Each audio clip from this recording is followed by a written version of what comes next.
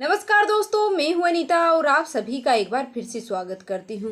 दोस्तों, आज की वीडियो में हम हरतालिका तीज व्रत की कथा का श्रवण करने वाले हैं। तो आप सभी भक्तगण इस कथा को पूरी श्रद्धा और भक्ति भाव प्रसन्नचित मन से पूरा अवश्य सुनिएगा, क्योंकि किसी भी कथा को अधूरा छोड़ने से दोष लगता है और कथा को पूरा सुनने मात्र से ही भगवान भोलेनाथ और माता पार्वती की कृपा है वो प्राप्त होती है।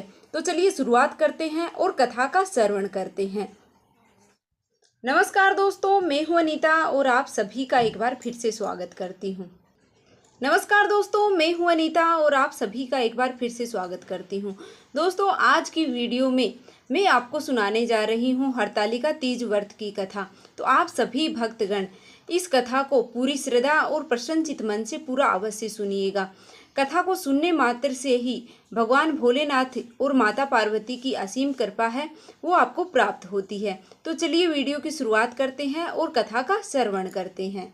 तो शिव पुराण के अनुसार भगवान शिव और माता पार्वती का पुनर्मिलन हुआ था। दोस्तों, एक बार भोलेनाथ ने माता पार्वती को उनके पुनर्जन्म के बाद में याद दिलाने के लिए तीज की कथा सुनाई थी। भगवान शिव ने कथा सुनाते हुए कहा कि पार्वती, तुम मुझे पति के रूप में पाना चाहती थी, जिसके लिए तुमने हिमालय पर्वत पर कठोर तपस्या की थी। तुमने सर्दी, गर्मी, बरसात आदि सभी कष्टों को सहा। इसे देख करके और तुम्हारे पिता बेहद ही दुखी थे। एक बार भगवान विष्णु के कहने पर देव ऋषि नारद तुम्हारे घर गए और उन्होंने तुम्हारे पिता से कहा कि विष्णु भगवान आपकी पुत्री से विवाह करना चाहते हैं। आपकी क्या राय है? यह सुनकर के पर्वतराज बेहद ही खुश हुए और वह अपनी पुत्री का विवाह भगवान विष्णु के साथ करवाने के लिए तैयार हो गए। यह समाचार नारद जी विष्णु भगवान को दिया, लेकिन जब यह बात तुम्हें पता चली तो तुम बहुत ही नाराज हो गई, क्योंकि तुमने तो मेरे लिए घोर तपस्या की थी और तुम मुझे मन ही मन अपना पति है वो मान चुकी थी। यह बात सुनकर के और अपनी सहेलियों को बताई। तब उन्होंने तुम्हारी मदद करने के लिए तुम्हें एक घने वन में छुपा दिया। वह वन ऐसा था जहां तुम्हारे पिता कभी भी नहीं पहुंच सकते थे। इस वन में तुम लगातार तप किया करती थी। पर्वतराज तुम्हारे ना मिलने से बहुत ही परेशान थे।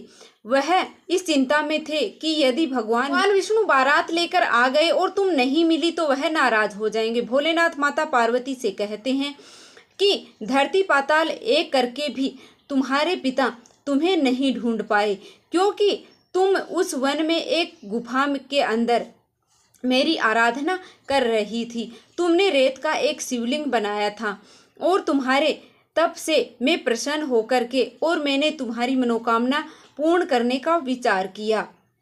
इस बीच तुम्हारे पिता तुम्हें खोजते हुए गुफा में पहुंच गए।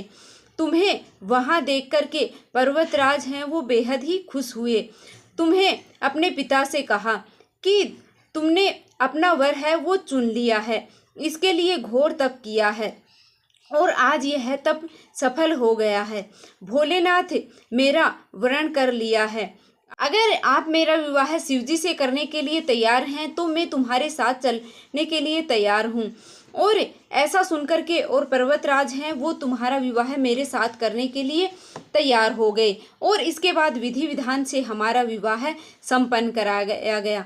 हे पार्वती, जिस तरह से तुमने यह मेरा कठोर व्रत किया है और हमारा विवाह संपन्न हुआ है, उसी तरह से यदि कोई स्त्री इस हरियाली तीज का व्रत पूरी श्रद्धा और निष्ठा के साथ करती है, उसे मनोवांछित वर की प्राप्ति होती है और अखंड सौभाग्य का वरदान मैं देता हूँ। भोलेनाथ इस कहानी को कहते हैं और सुनते हैं, हुंकार भरते हैं, सब पर अपनी कृपा है वो करिएगा। इस दिन महिलाएं अपने पति की लंबी उम्र और अखंड सौभाग्य के लिए माँ पार्वती और भोलेनाथ की पूजा करती हैं।